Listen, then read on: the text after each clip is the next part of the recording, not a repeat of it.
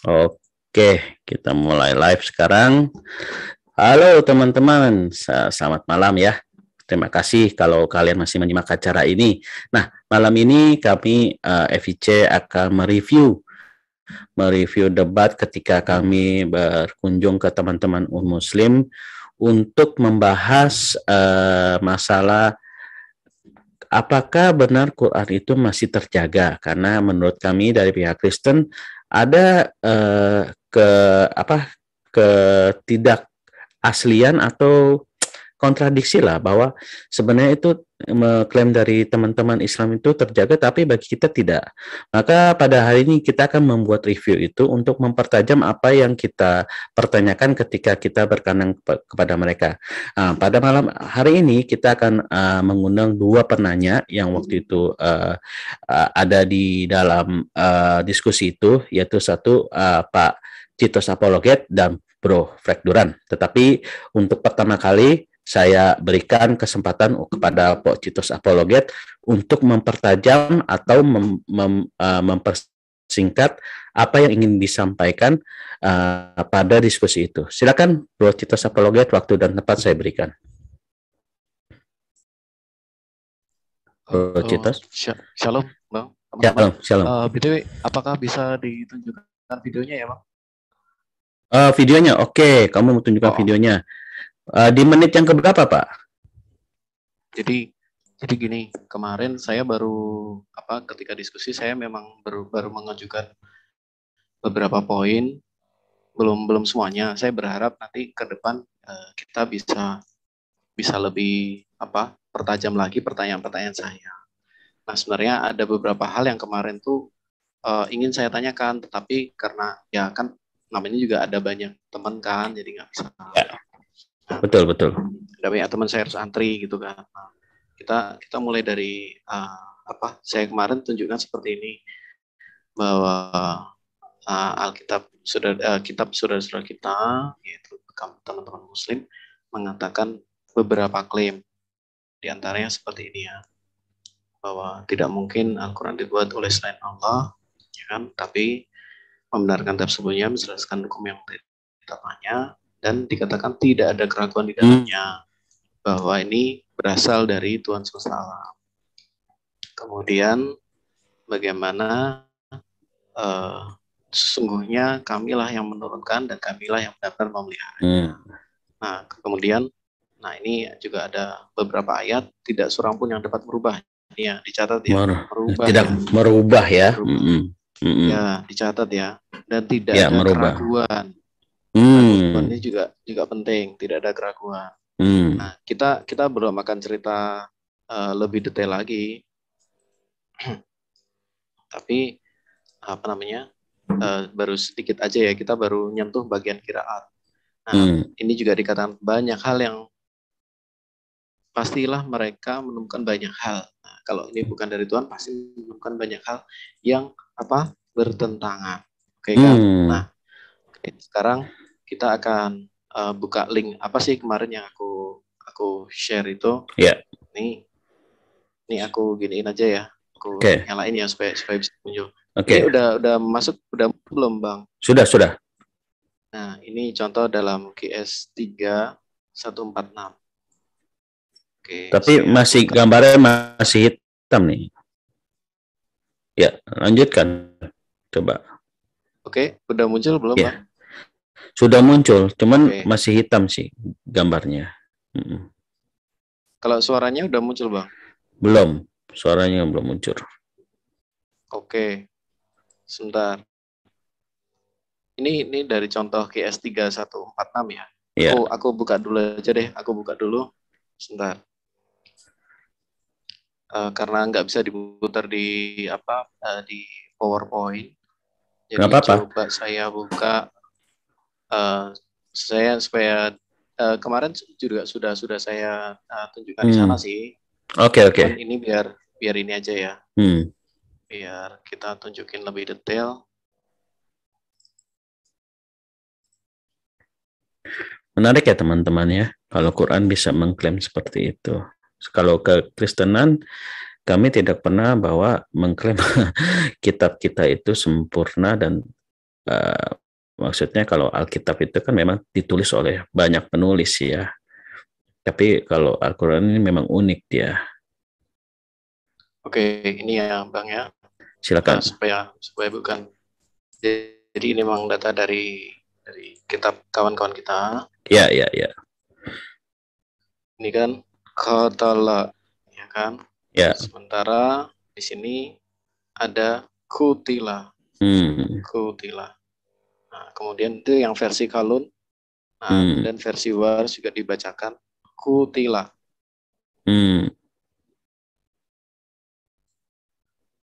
Oke, udah dengar ya? Oke, ya. Oke, saya lanjutkan sharing saya. Oke.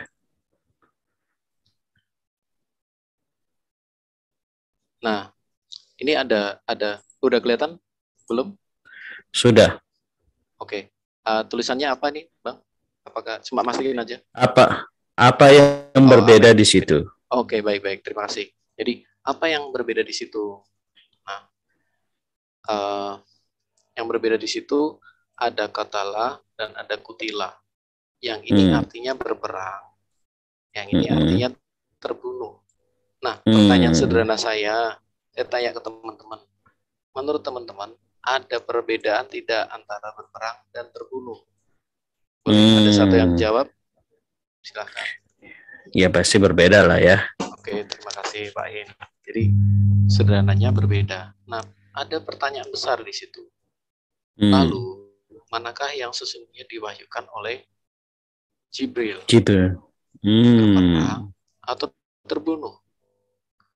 Karena teman-teman Muslim banyak mengklaim bahwa ini cuma bicara masalah kiroah atau perbedaan dialek. Kalau perbedaan dialek. Halo, Bro Citos, suara kamu hilang nih. Halo, Bro Citos, suaranya hilang bro. Halo, Bro Citos. Halo. Ya, ini rasanya ada gangguan ya dari mic-nya Bro Citos ya. Kalau share screen-nya sih ada nih, tapi suaranya nggak ada. Mungkin dia harus keluar dulu, teman-teman. Ya, mungkin saya kasih dulu dah Bro Frekduran untuk menjelaskan ya apa yang ingin disampaikan. Mungkin kita sebelum Bro Frekduran menjelaskan, kita nonton dulu videonya. Silakan Pak Kristen Crusader bisa diperlihatkan videonya, Pak. Oke. Terima kasih atas bantuannya.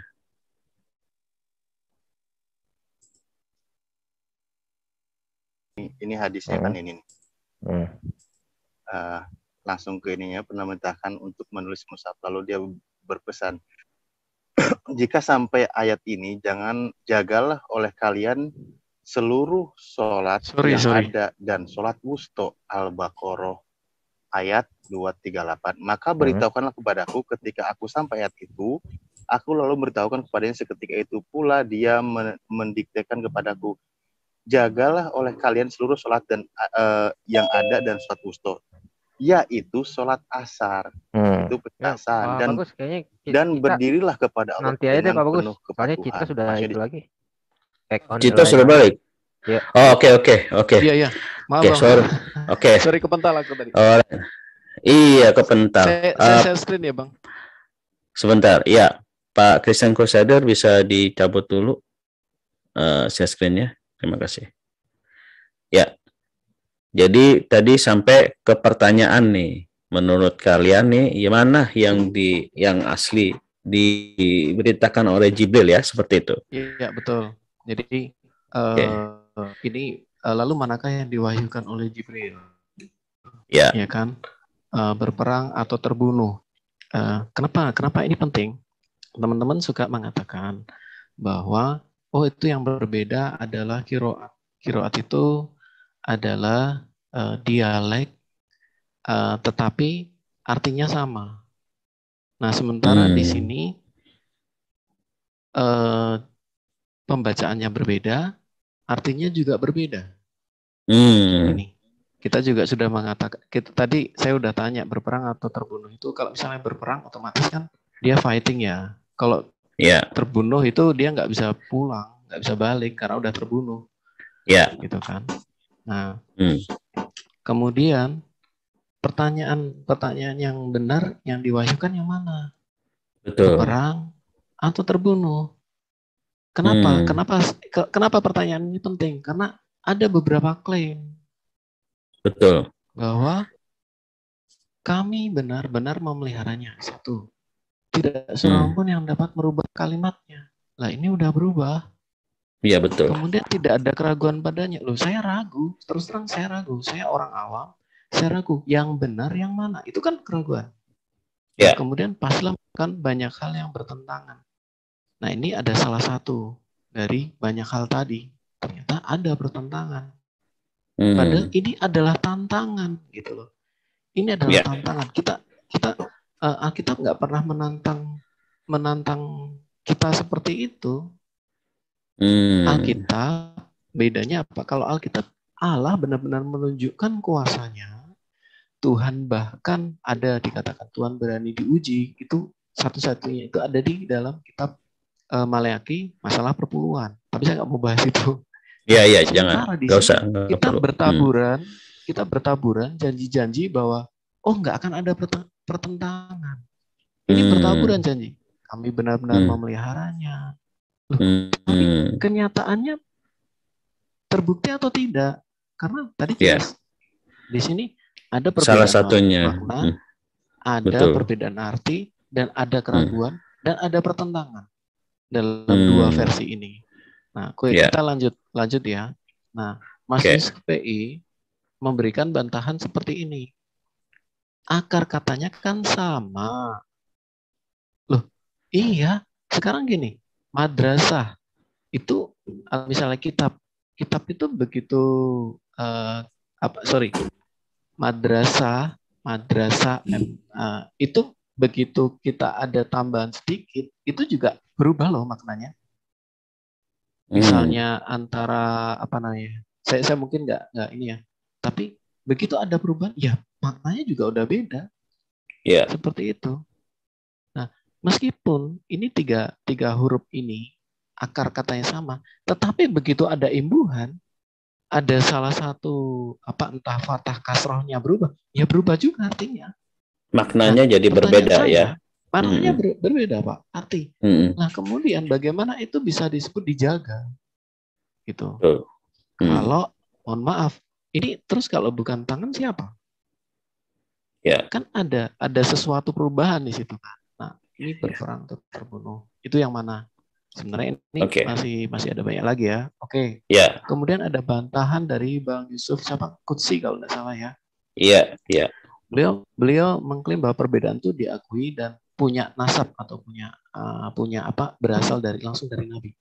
Nah, saya mau tanya nih Bang, jika Sayyidina Utsman bin Affan hadir saat itu dan beliau menjadi ketua kodifikasi Quran, saat ini ada banyak versi loh, ya kan? Nah, anggap aja ada 23 deh versi. Padahal kalau hitungan saya 40-an. Ada 23 versi. Ya, itu ada namanya Al-Basi, Al-Susi, Hisham, kemudian Nah, ketika beliau menjadi ketua kodifikasi dan menemukan ada 23 versi, manakah dari kedua bidang akan dibakar dan manakah yang akan dilestarikan?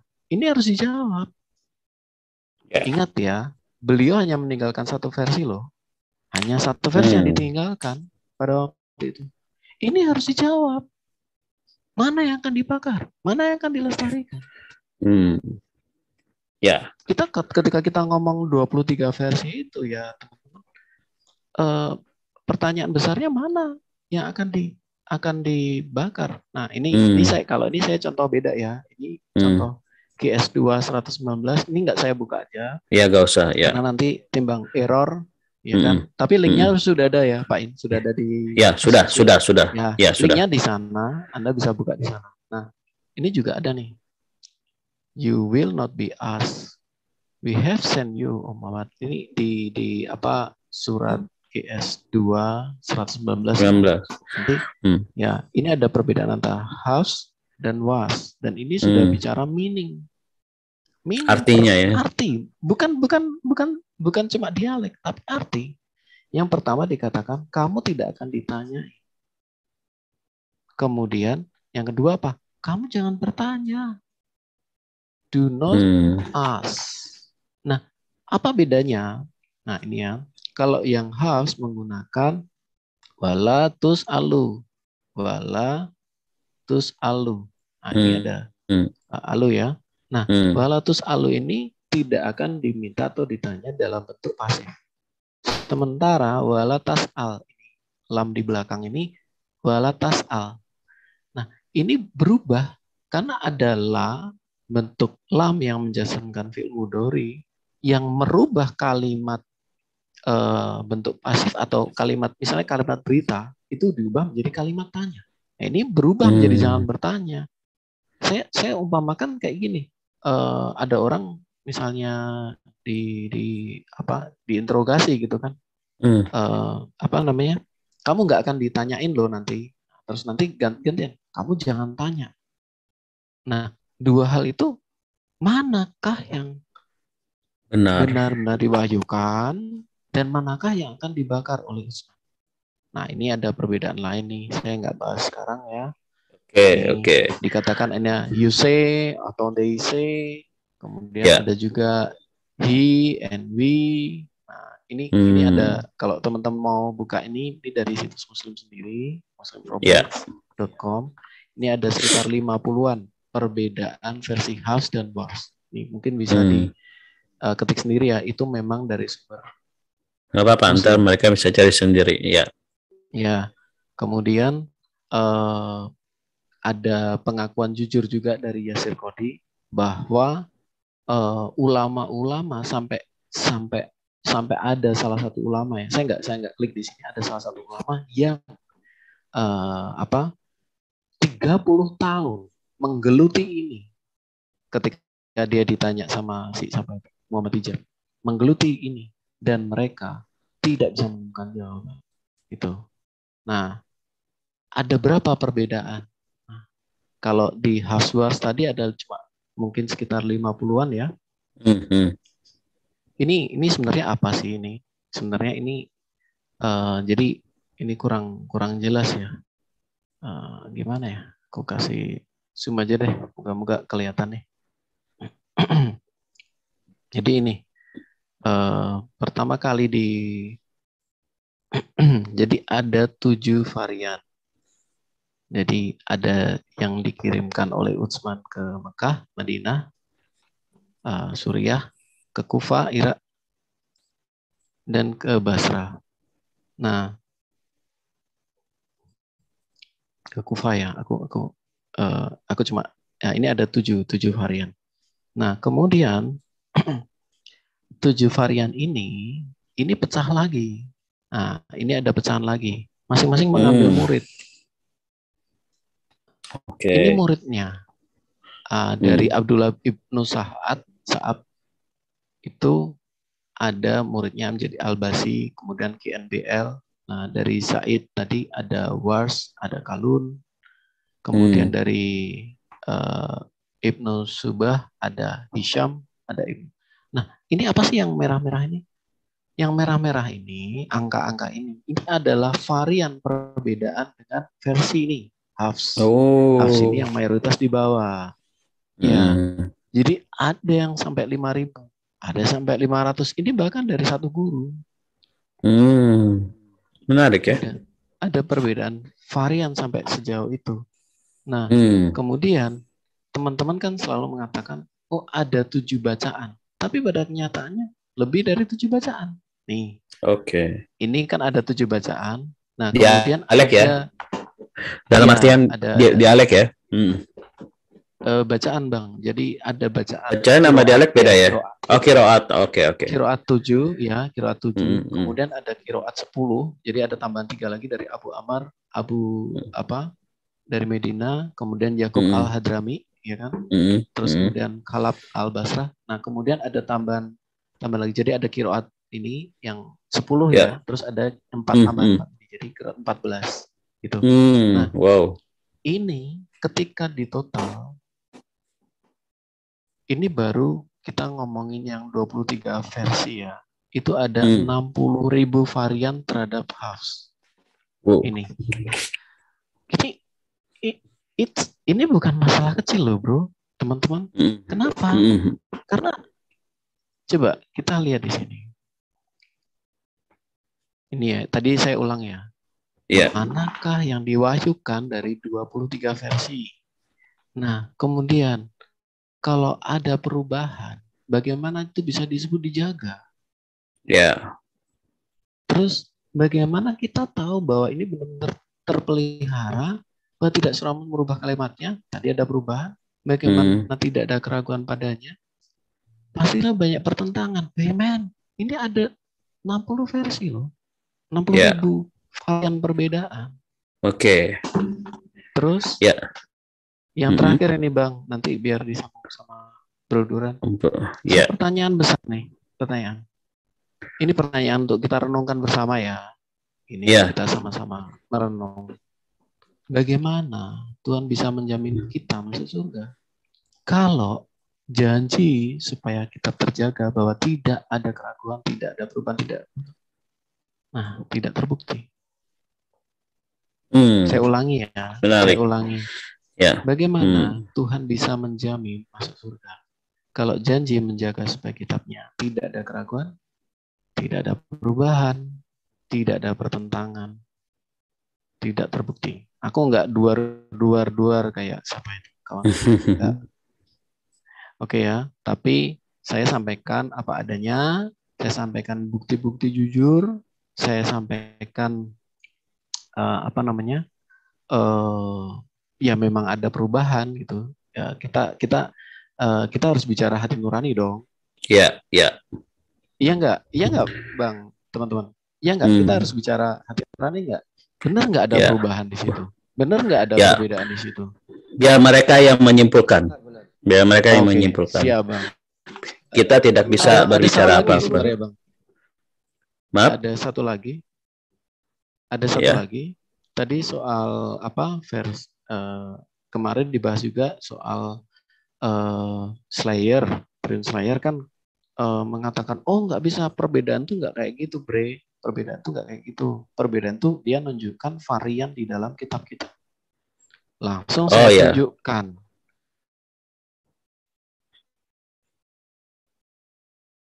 Halo? Citos, suaranya hilang lagi. Halo, Bro Citos. Saya tunjukkan, saya balikkan ke beliau, Mas Leo, ya kan? Saya tunjukkan adat diakui oleh tiga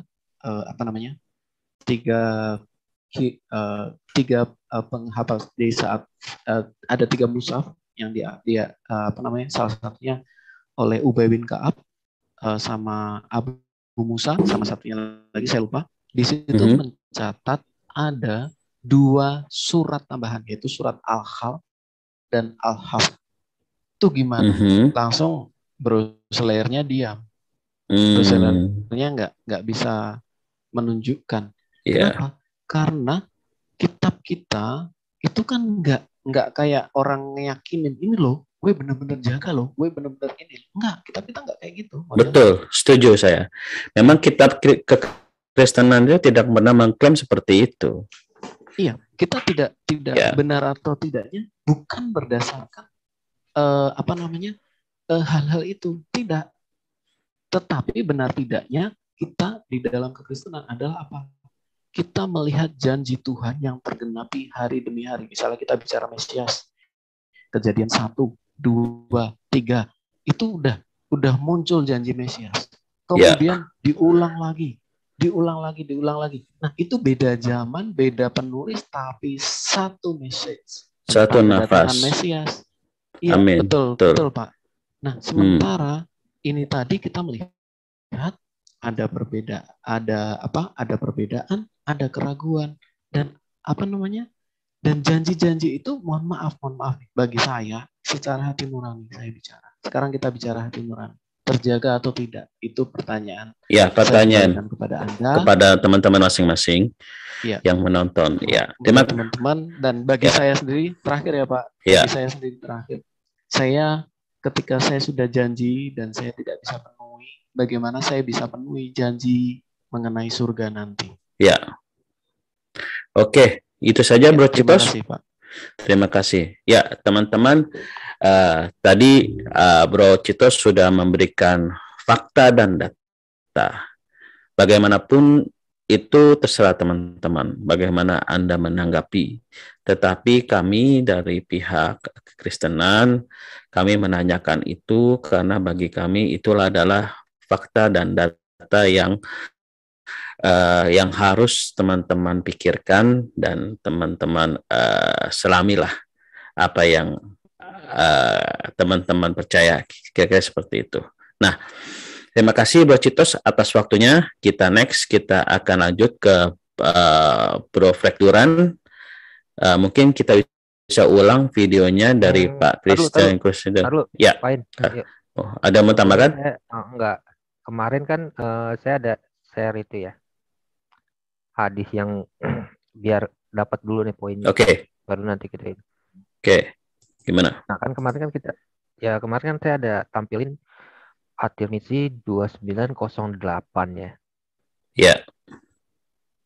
Nah, di dalam hadis ini kan diceritakan nih, Abu Yunus, bekas budak Aisyah, ia berkata, Aisyah pernah memerintahkanku untuk menulis mushaf untuknya. Jadi Aisyah ini punya mushaf. Kemarin juga saya sudah jelaskan bahwa Aisyah ini punya mushaf. Nah, ia berkata, maksudnya Aisyah ya, Aisyah berkata, bila kau sudah sampai ayat ini, beritahukan kepadaku. Peliharalah semua sholatmu dan sholat wusta. Surah Al-Baqarah ayat 238. Nah, kalau kita buka di surah Al-Baqarah ayat 238, memang ada nih kata peliharalah semua sholatmu dan sholat wusta. Tetapi ketika si Abu Yunus ini sudah sampai kepada ayat itu, Aisyah mendiktekan dia. Lalu ia mendikte saya, maksudnya Aisyah mendikte si Abu Yunus yang menuliskan. Peliharalah semua sholatmu, sholat wusta dan sholat asar, berdirilah untuk Allah dengan khusyuk. Jadi ayat Al-Baqarah 238 di mushafnya Aisyah itu ada frasa kata dan sholat asarnya. Itu yang kemarin saya pertanyakan. Kenapa di Quran sekarang itu tidak ada frasa kata sholat asar? Nah, kan Aisyah berkata, aku telah mendengarnya dari Rasul. Dalam hal ini ada hadis serupa dari Hafsah. Kemarin juga saya udah tampilin yang dari Hafsah kan. Sama. Redaksinya sama. Jadi, poin saya kemarin, saya mau menanyakan, di dalam mushaf Hafsah dan juga mushaf Aisyah, itu ada frasa kata, peliharalah sholatmu dan sholat asar. Peliharalah sholatmu, sholat wusta, dan sholat asar. Tetapi di surat Al-Baqarah 238, mungkin kita lihat dulu deh. Ada yang punya itu nggak? Quran online. Pak Bagus ada nggak Quran online? Pak Christian Crusader. Ya. Halo? Ya. Quran online ada? Quran online. Saya buka ini ya. Saya buka Quran Kemenak ya. Ya. Al-Baqarah 238.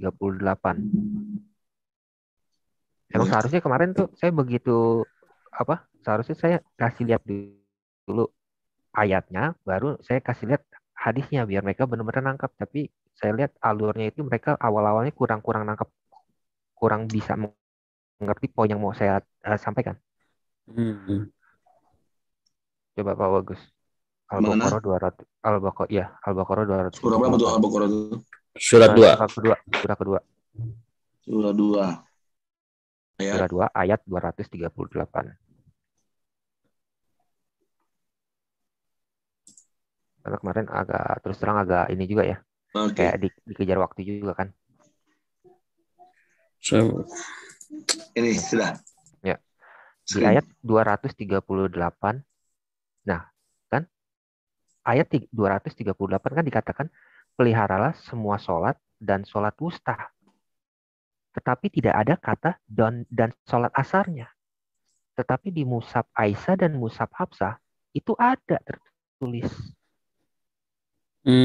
Aisyah berkata, aku mendengarnya langsung dari Rasul. Hafsah juga berkata, aku mendengarnya langsung dari Rasul. Jadi di sini ada dua kesaksian dari Hafsah dan juga Hafsah yang mendiktekan surat Al-Baqarah 238 itu seharusnya ada kata dan sholat asarnya gitu loh. Anggap nggak poin saya? Ya, kemarin karena emang itu kan. Dan laksanakanlah sholat karena Allah dengan khusyuk. Itu tertulis kan di hadis yang tadi. Oke. Ya. Ya. Iya. Tetapi kan yang poin yang saya mau pertanyakan kan, kenapa di Quran yang sekarang tidak ada nih kata dan sholat asarnya? Terpenggal ya. Itu yang saya pertanyakan kan. Ya. Kan Mushaf Aisyah dan Mushaf Hafsah juga dibakar semua oleh Utsman.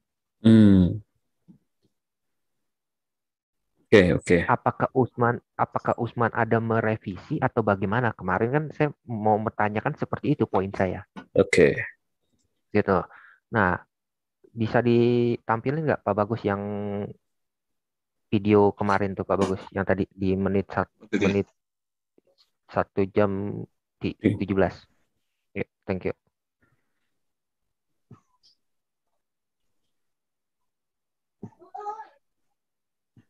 Oke, ini ya. Oke, ya, gua cabut dulu ya. Ya, gini aja. Ini hadisnya kan ini.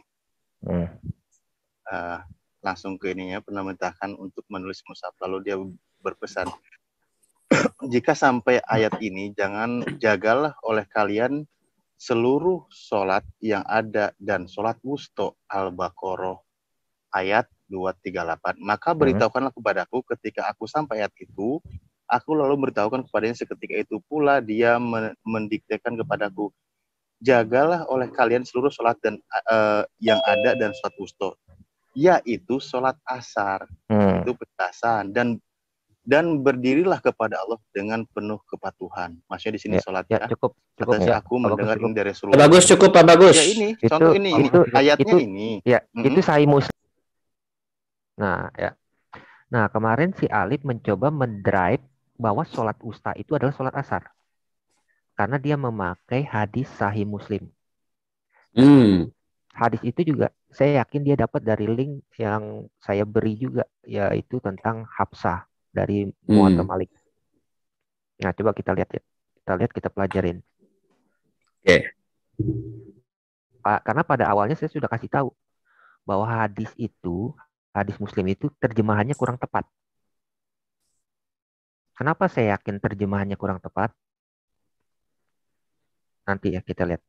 Nah, kan dia bawa yang ini nih, hadis Sahih Muslim 998.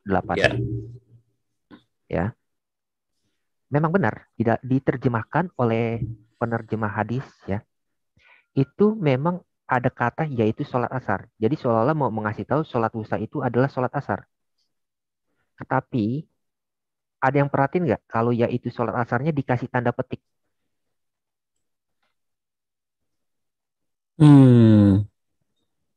Karena kata ini seharusnya tidak ada. Oh gitu. Iya. Oh iya benar. Yang di bawah ini ya. Oke. Ya itu sholat asar itu dikasih tanda petik. Kenapa? Iya. Karena disamarkan. Kenapa saya bisa tahu samarkan? Saya udah ngecek juga di trans yang bahasa Inggrisnya. Bentar.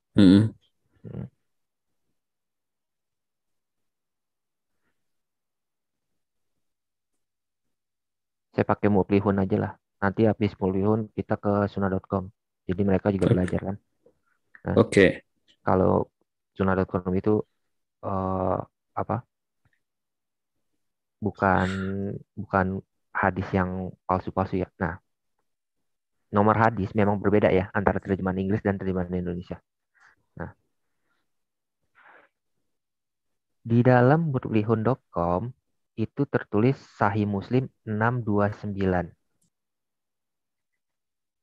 Di sini dikatakan guard the prayer and the middle prayer and the afternoon prayer.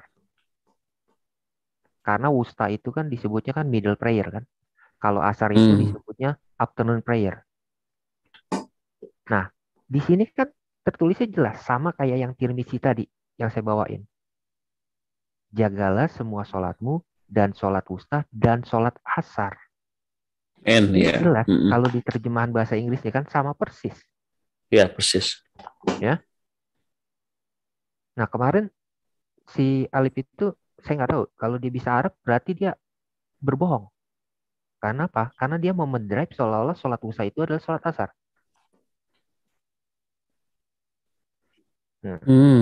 Dari Muflihun ya. Kalau kita lihat lagi di sunnah.com sama juga. Sama persis yang Tirmizi tadi saya bawa. Oke, sunnah.com ya sekarang. Saya kasih yang sunnah.com. Maka itu kemarin saya suruh dia baca bahasa Arabnya. Oh, oke. Karena kemarin saya tahu bukan Alif bro. Kemarin sorry tak. Kemarin tuh Yusuf Qudsi bukan? Bukan. Alif yang okay. itu tadi kan kita lihat. Nah, di sunnah.com itu sama persis ya Sahih Muslim 629. Lagi-lagi dikatakan guard the prayer and the middle prayer and the afternoon prayer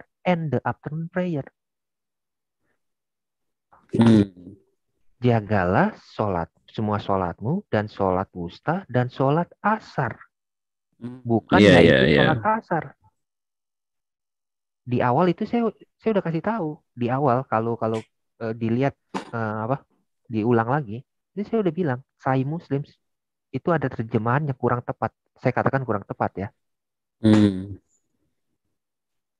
Oke, sekarang balik lagi. Nah, sekarang kenapa saya waktu itu ngotot sama Alif, bukan ngotot. Saya bilang sama dia, tahu nggak kalau Aisyah itu, kalau memang hadis itu misalkan benar, berarti hadis itu bertentangan dengan hadis lainnya. Saya bilang begitu. Kenapa? Karena Aisyah itu menyatakan sholat wusta itu adalah sholat zuhur, bukan sholat asar. Ini yang saya bawa juga kemarin. Tirmizi 2908. Di antara surat Al-Baqarah. Ini dibacain juga sama siapa? Yusuf Al-Qudsi. Ini juga jujur juga kalau dalam membacakan. Sorry, bukan yang ini berarti. Yang mana ya? Sebentar.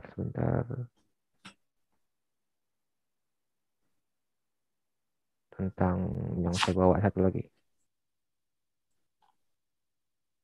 Yang Aisyah menyatakan itu sholat wusta itu adalah sholat zuhur. Jadi kalau seandainya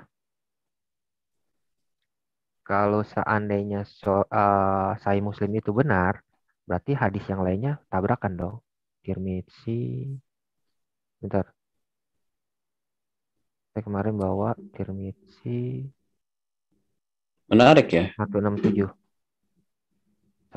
ya.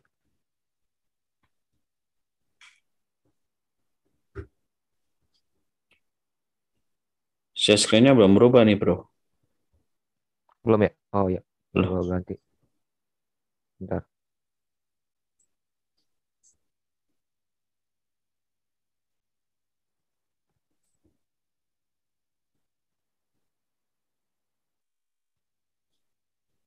Nah ini ya, udah kelihatan ya. Ya. Nah di hadis ini dikatakan Zaid bin Sabit dan Aisyah mengatakan sholat wusta adalah sholat zuhur. Jadi kelihatan ya. Iya. Bahwa Sahih Muslim 998 itu menggunakan terjemahan yang tidak tepat. Yang dibawa oleh Alif tadi. Yang kalau kita lihat di videonya. Maka itu saya kemarin nge-fight di situ kan. Tapi seharusnya saya tampilin yang terjemahan Inggris. Seharusnya. Iya. Biar istilahnya biar ketangkep nih. Ketangkep, oh ternyata terjemahannya keliru dan juga si alifnya juga. Ya saya nggak tahu kalau dia bisa bahasa Arab berarti dia berbohong. Kalau dia nggak bisa baca Arab berarti dia tertipu dengan terjemahan. Inti yang seharusnya kemarin saya agak tekan di situ. Jadi saya pertanyakan kenapa di dalam Mushaf Aisyah itu dan Mushaf Hafsah kok nggak sesuai dengan Quran sekarang? Kemarin saya pertanyakan begitu. Kenapa dan sholat asarnya itu nggak ada? Terpenggal oleh siapa nih? Oleh Utsman kah? Oleh Said atau oleh siapa? Direvisi kah atau gimana? Ya kan? Menarik Tuh. ya. Nah terus coba Pak Bagus tampilin yang di menit yang di 2 jam 3 menit. Pak Christian Crusader 3 menit Pak. 3 menit. 2 jam 3 menit ya. Ya, sambil menunggu Pak Christian Crusader mempersiapkan videonya, nanti bagi teman-teman yang ingin mempertajam, saya persilakan untuk resen ya, biar teratur. Ya. Yuk, lanjut. Pak Bagus. Ke hukum. Jadi hukum dan aplikasi hukum artinya gini, aplikasi ketika menjalankan perintah-perintah Allah Subhanahu wa taala di dalam Quran. Karena kita tahunya bagaimana sholat subuh itu 2 rakaat itu tidak ada di dalam Quran, itu dalam sunnah Rasulullah. Sholat asar misal 4 rakaat, kalau dicari di Quran ya nggak ada, itu aja di sunnah Rasulullah. Nah itu makanya Quran dan sunnah itu menjadi pedoman dalam umat Islam. Nah, sunnah sekarang itu Bang Yusuf, artinya Gus Yusuf, ketidakadaan yang Mushaf Isa itu tidaklah mempengaruhi keaslian Al-Quran ya? Ya, jadi maksudnya penulis Mushaf di sini tuh bukan diartikan Sayyidina Aisyah mempunyai Mushaf Quran sendiri, di situ ada tulisannya sholat duhur, bukan begitu pemaknaannya. Jadi kalau memaknai hadis itu, ketika kalian ketemu dengan ayat ini, itu jagalah. Jadi ditekankan tuh pada konten di dalam ayatnya. Nah, kontennya itu di wusto ini. Nah, memang wusto ini berbeda pendapat beberapa ulama ini. Toh demikian walaupun berbeda, tapi semuanya pemaknaannya sama, yaitu udah cukup, menjaga Pak Bagus. sholat. Itu saja, ya. Bang Abi. Ya. Monggo yang lain. Silakan. Ya sudah cukup, Pak Kristen. Bagus. Udah cukup ya. Sudah cukup. Ya. Jadi gini ya. Pak Yusuf Al-Qudsi ini mencoba melarikan hadis dengan mengatakan konten yang perlu diperhatikan adalah tentang wusta, tentang sholat. Tetapi sebenarnya saya mengejar bukan tentang wusta atau tentang sholat asarnya. Saya nggak ngejar gitu. Yang saya kejar, poin yang saya bawa itu adalah kenapa di dalam mushafnya Hafsah dan Aisyah itu ada kata sholat asar, tetapi di mushaf yang sekarang tidak ada. Itu sebenarnya yang mau saya kejar. Iya. Saya ngerti itu.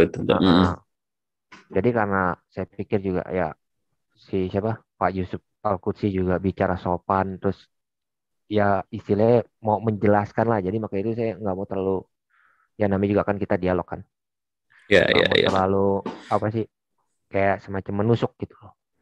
Ya. It's okay. Tapi kita dapat poinnya bahwa dari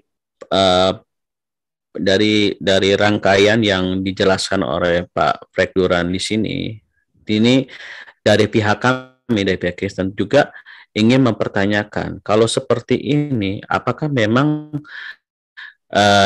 Quran itu seperti yang diklaim bahwa itu terjaga, tidak ada yang dapat merubah, ya kan? Dan artinya itu apakah benar seperti itu gitu kan? Kira-kira seperti itu ya, Bro Duran ya, intinya. Ya, kurang lebih seperti itu. Karena kan di awalnya kan saya nanya nih, di awalnya kan saya bertanya, kalau memang istilahnya itu kenapa ada kolon, wars, dan hap? sebenarnya ada banyak lagi, ada Al-Duri, Al-Susi segala macam kan? Iya. Ya. Saya bertanya seperti itu. Lalu dijawab tentang, oh, yang dibakar cuma musab, tetapi ingatannya tidak. Loh, kan standarisasi kan berarti dia istilahnya menyamaratakan semua harus satu. Kan namanya juga Sama. standarisasi Ya, satu musab. oleh Betul. Utsman kan. Istilahnya semua harus sesuai dengan apa yang dia kerjakan. Iya. Musab yang dia kerjakan itulah yang berlaku. Iya. Tetapi kan sekarang kita tahu ada beberapa variasi musab.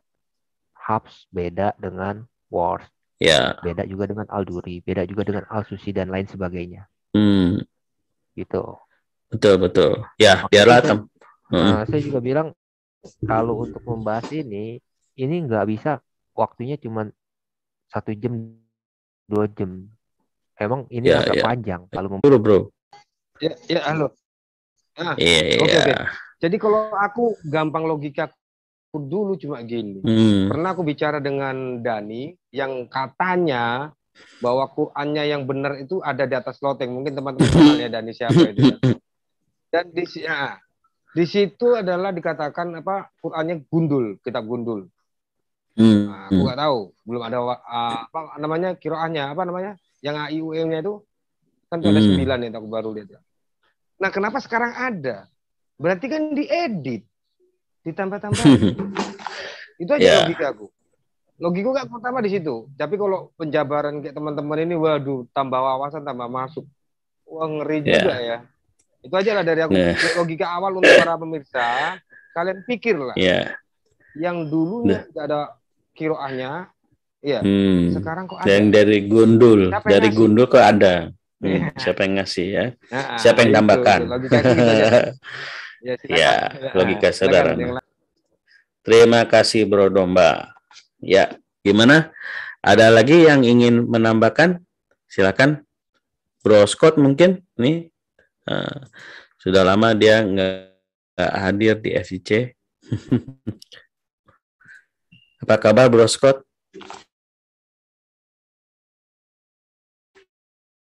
Ini tadi penjelasannya Saudara Duran itu sebenarnya sudah banyak ini ya, banyak memberikan contoh-contoh sebetulnya untuk membantah klaim-klaim dari teman-teman Muslim itu, karena sekali lagi sebetulnya ketika kita berhadapan dengan mereka, kita sebisa mungkin mengingatkan mereka dengan klaimnya mereka sendiri. Betul. Toh yang mereka membuat klaim kok, gitu ya. Nah ini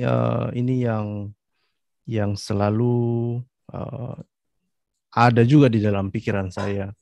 Nah terus ini lagi yang lebih menarik dan ya mungkinlah ke depan saya hanya mengasih ide saja. Oke. Baik. Boleh saya share screen ini? Oh silakan. Bebas. Ya. Saya share screen sebentar ya. Mana tahu saya nggak ada waktu kan, jadi kawan-kawan juga bisa adalah bahan ya. Ini kelihatan ya Pak? Kelihatan. Oke, jadi intinya sebetulnya kita sekali lagi lah kita mengingatkan tentang klaim-klaimnya mereka ini kan. Pokoknya kalau kita berhadapan dengan masalah klaim mereka terutama dengan Al-Quran, maka hal yang perlu kita tanyakan ke mereka adalah teman saya belum muncul Pak Scott. Loh, belum ya? Teman sudah muncul. Sudah muncul belum? Sudah. Okay. Berarti jaringan kamu yang agak lambat mungkin.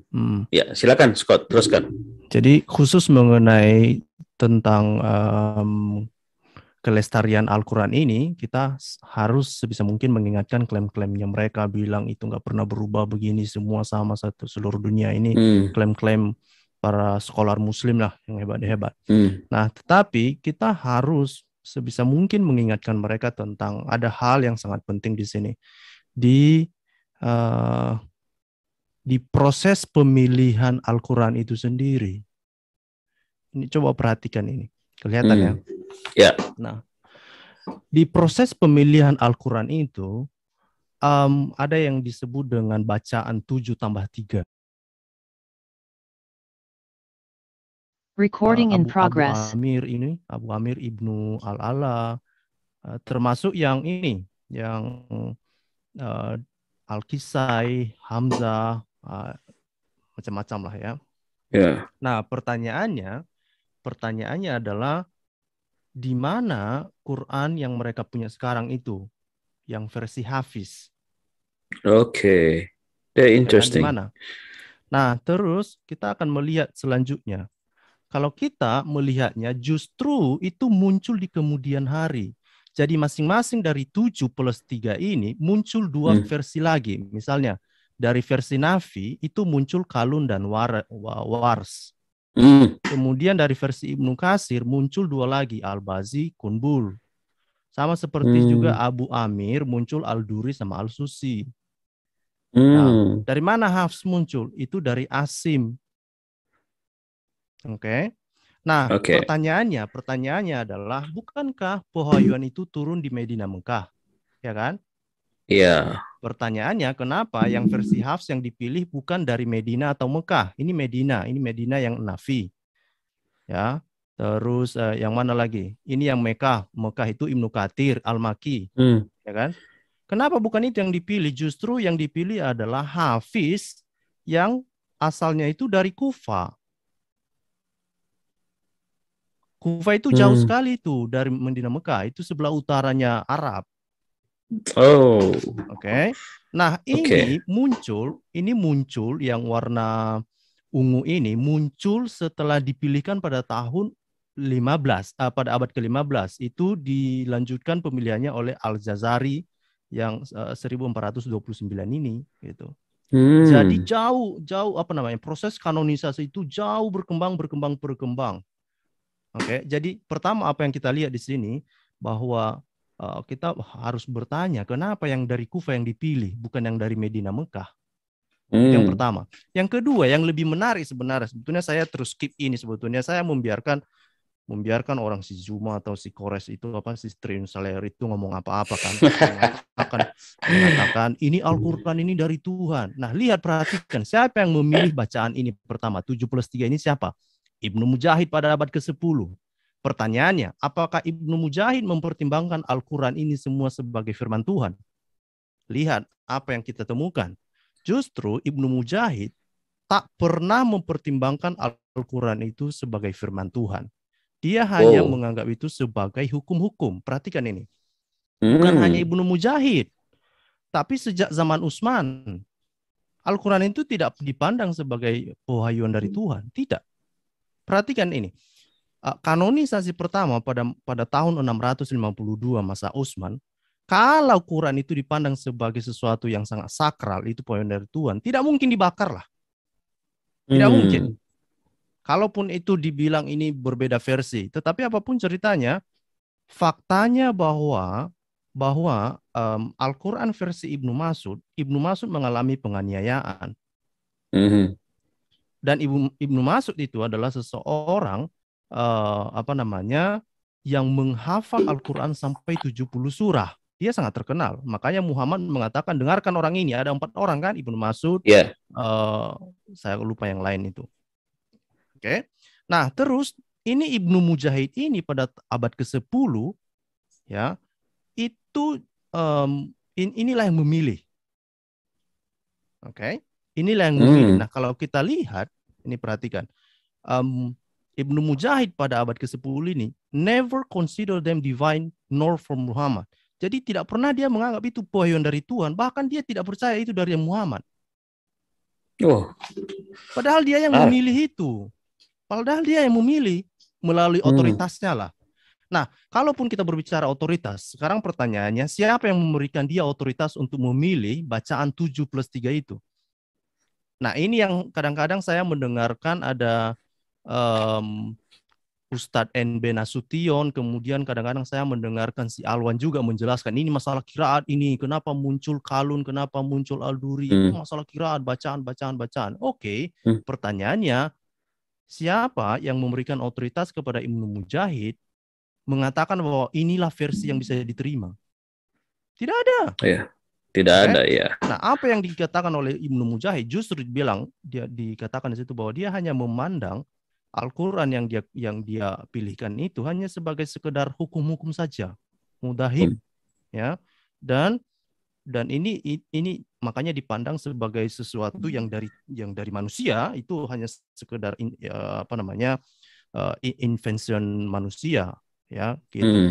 Nah, kemudian kapan Al-Quran ini mulai dipandang sebagai firman dari Tuhan? Kapan? Nah, itu justru baru muncul, ini kalau kita lihat ini baru muncul di abad ke-11 ya, sampai selanjutnya. Barulah Al-Quran itu dianggap sebagai pewahyuan dari Tuhan. Sebelumnya tidak. Nah, makanya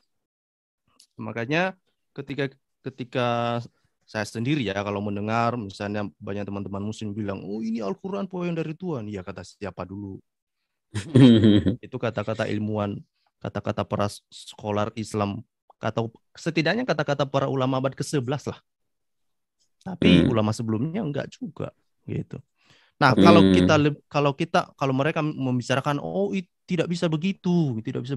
Kita kalau kita lihat kisah atau sunah-sunah hadis lah misalnya ya, itu tidak demikian, itu ada bisa dijelaskan bagaimana ayat itu turun. Nah, mereka jangan sampai lupa bahwa seluruh hadis itu baru muncul setelah tahun 800-an. Itu artinya muncul pada abad ke-9 juga.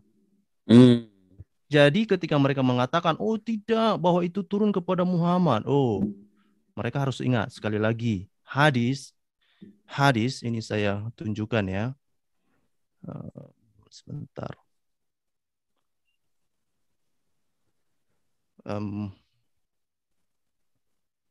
Bukan di sini ya.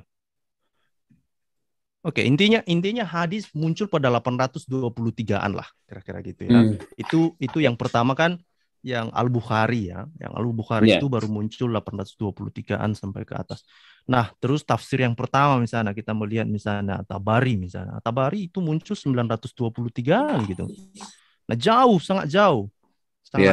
Oke. Jadi kita justru lebih percaya dengan proses kanonisasi ini sendiri. Nah, sebetulnya masalah yang paling rumit itu sebetulnya yang sampai sekarang kita tidak bisa mendengarkan sebuah penjelasan yang sufficient ya untuk kita dengarkan dari mereka. Ya, adalah klaim yang ada di dalam hadis. Dikatakan begini bahwa ini kan dikatakan bahwa Al-Quran itu diturunkan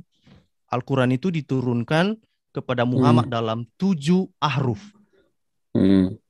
Oke, kalau begitu yang mana ahrufnya?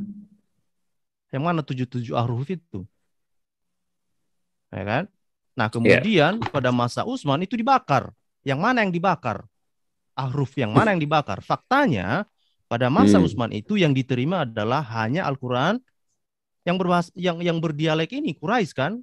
Karena dibilang kalau kamu berselisih paham tentang Al-Quran, katanya, tulislah dia dalam dialek Quraisy. Itu artinya ya dialek Quraisy itu yang diterima.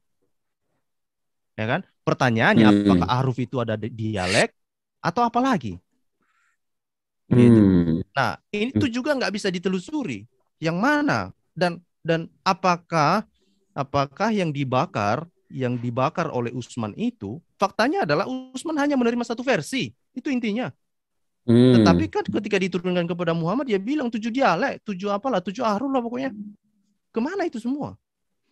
Nah, terus ini yang lebih menarik. Ini kalau kita perhatikan ini ya, misalnya kan ini muncul ya, seperti yang saya bilang tadi, masing-masing dari 7+3 ini, lalu dari masing-masing ini muncul 2 ya, misalnya seperti yang bilang tadi, nafi jadi kalun wars, muncul bacaan kalun, muncul bacaan wars.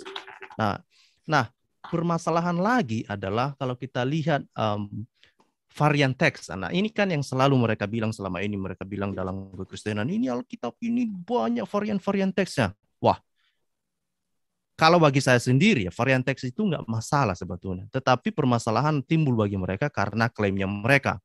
Nah, kalau kita lihat, ini hasil penelitian dari siapa namanya ini ya? Si Nasir. Ini saya ini nanti Bapak Ibu bisa mengecek judul bukunya, namanya The Transmission of the Variant Reading of the Quran ya. Ini diterbitkan tahun 2012. Ini bagus sekali bukunya, saya juga mengeceknya, saya juga baca. Tetapi ringkasan materinya itu adalah misalnya, ini kan bacaan yang muncul dari 7+3 tadi itu. Misalnya jarak antara Al-Bazi dan Qunbul itu begitu banyak sekali ini ya, ini yang warna merah Al-Bazi sama Qunbul. Oke. Nah, dari misalnya kalau kita lihat di sini ini ada dari Ibnu Katsir ke Ibnu Mujahid. Berapa banyak variasi ya? 59. Ada 59 perbedaan qiraat. Nah, qiraat ini banyak orang bilang itu bacaan. Itu artinya dari apa namanya itu, kemungkinan perbedaan bacaan antara yang muncul dari Ibnu Katsir ke Ibnu Mujahid ini ya, ini ada muncul sekitar 59 bacaan Quran, gitu kan? Nah, ini adalah salah satu contohnya, misalnya ini yang Al-Bazi dan Qunbul. Nah, bagaimana dengan contoh-contoh yang lain ini ya? Misalnya antara Kalun dan Wars lah, itu kan dari Nafi ya. Nah, berapa banyak? Itu ada sekitar 63 perbedaan bacaan. Nah, kalau semua dikalkulasikan, ini ya. Jadi kalau misalnya kita lihat di sini ya, misalnya ada perbedaan qiraat yang versi Ibnu Katsir saja yang di Mekah ya, dibandingkan dengan qiraat yang yang dipilihkan sampai kepada Ibnu Mujahid lah ya, itu ada 59 perbedaan qiraat. Nah, ini masih Ibnu Katsir, Nafi, Abu Amir, Asim. Ini ada sekitar 59, 63, 65, 91. Nah, dari 4 ini saja, maka harusnya Al-Quran itu versinya berapa? 278 versi Al-Quran. Ya kan? Kalau dirata-ratakan, katakanlah ini semua dirata-ratakanlah jadi 70 lah versi qiraat itu.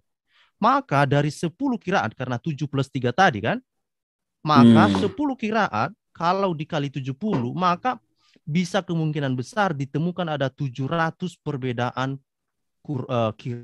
qiraat Al-Quran.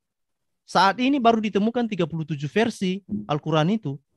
Itu yang sedang ditemukan, misalnya yang ditampilkan oleh J. Smith sama Atuntas kan, itu ada 37 versi saja yang bisa ditemukan.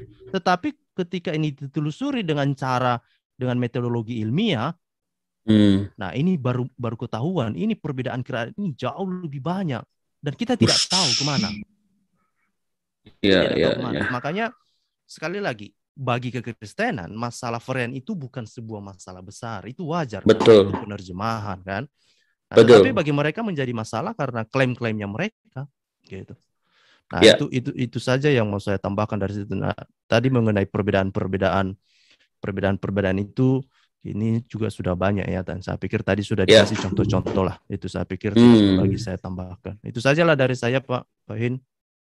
Ya, wow, luar biasa. Terima kasih nih data-data yang diberikan oleh Pak Scott. Wah, luar biasa. Kita nambah ilmu lagi ya. Kira-kira ada yang mau menambahkan lagi sebelum saya tutup? Mungkin Duran sebagai penutup. Itu paling ya. Nanti yang boleh kita pertanyakan itu penomoran ayat. Sejak kapan itu dilakukan? Ya, sejak kapan itu dilakukan dan siapa yang membuat? Karena saya baca juga pertama kali itu justru ditemukan di dalam mushaf Abraham Hinckelman, cetakan Hamburg, Jerman tahun 1694. 1694 ya, berarti udah abad 17 ya. Wow. Itu sebenarnya Abraham Hinckelman ini kan bukan dari dunia Islam. Nah, ini yang harus dipertanyakan juga. Karena kalau dari dunia Islam sendiri itu mengenal penomoran itu kira-kira di abad 19. Ya, di Turki. Di Turki baru terjadi pada abad 19 penomoran ayat. Jadi penomoran ayat ini siapa yang mengkrit nih? Kalau kayak kita kan, kita ada dong dokumentasinya Stephen Langton.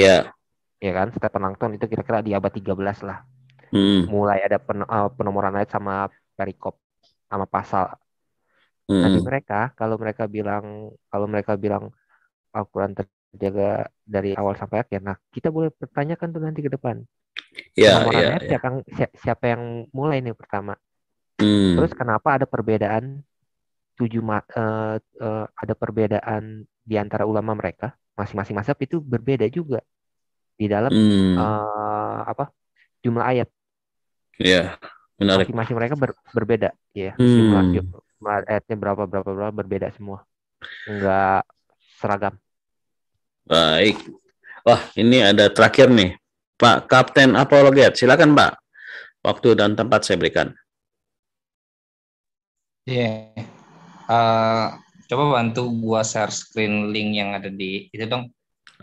Pak, mungkin Pak Christian Crusader bisa bantu. Karena kalau saya open di sini, saya lagi live OBS. Di chat itu Pak, di chat ada link yang diberikan oleh Pak Kapten Apologet, bisa di-share Pak. Terima kasih. Yang mana ya? Oh. Di chat Pak, di chat Zoom. Oke. Makasih. Ya, makasih.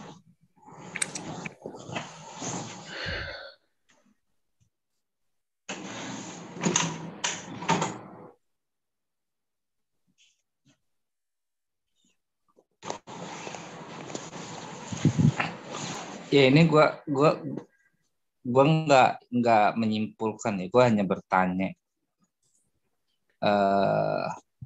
soal tentang imam ini. Nanti kalau kita scroll down ke bawah muncul nama-nama 7 imam ya, untuk istilahnya untuk 7 qiraat tersebut ada nama-namanya ya. Coba terus ada 7 nama-namanya. Itu. Oke. Nah, ini 7 ini. Gue bingung ya kenapa muncul seperti Hafs, Wars gitu. Kenapa nggak nama-nama imam ini aja gitu. Dan sebenarnya apakah karena si Slayer bilang kan mereka punya legal standing tuh. Legal standingnya itu adalah perkataan Muhammad. Nah, ketujuh imam ini apa juga punya legal standing daripada perkataan Muhammad? Apakah Muhammad kenal ketujuh imam ini gitu? Ada nggak legal standingnya? Kenal nggak dengan ini? Nah, terus kalau kita ke bawah juga ternyata yang menulis 7 qiraat ini sendiri, coba terus adalah Utsman gitu. Coba. Ya, seperti tadi datanya Scott ya, pertama kali itu Utsman. Ya, jadi kalau dibilang Hafs kan lemah di dalam hadisnya itu, jadi ilmunya tidak sempurna. Padahal persyaratan untuk menjadi seorang imam untuk 7 qiraat ini gitu, dia harus sempurna ilmunya gitu. Kalau membaca artikel ini gitu ya. Nah, yang poin gua itu ada nggak legal standing dari Muhammad untuk nama-nama 7 imam ini gitu, untuk kepentingan 7 qiraat tersebut gitu. Lalu kenapa nama Hafs tidak masuk di salah satu ke-7 imam ini gitu? Oke, itu aja. Oke, terima kasih atas masukannya Pak Kapten Apologet. Ya, sudah 1 jam lewat ya. Saya berterima kasih kepada teman-teman yang telah menyimak acara ini. Semoga dengan data dan fakta yang kami berikan bukan untuk menghina teman-teman Muslim, tetapi kami hanya mempertanyakan dan mengkritisi apa yang merupakan pertanyaan kami. Semoga juga teman-teman Muslim ini dapat belajar dan teliti dalam membaca atau belajar keimanan kalian gitu ya. Mungkin jangan hanya mendengar kepada teman-teman yang bilang memberikan data-data asli padahal data-data palsu gitu ya, yang memberikan dia bilang kebenaran tapi kebenaran palsu gitu. Jadi inilah yang kami sampaikan teman-teman, data-data yang kami juga masih pertanyakan apakah seperti klaim Al-Quran itu sendiri, bahwa Al-Quran itu masih terjaga, tidak ada yang menggantikan kalimatnya, tetapi kami mendapatkan bahwa itu ternyata tidak gitu ya. Masih banyak yang seperti teman-teman tadi sampaikan, berikan data-data bahwa itu ternyata ada perbedaan. Bagaimana teman-teman ingin menyikapinya, terserah. Kami FIC hanya memberikan data dan fakta, bukan hanya kata-kata manis. Kebenaran adalah kebenaran. Shalom.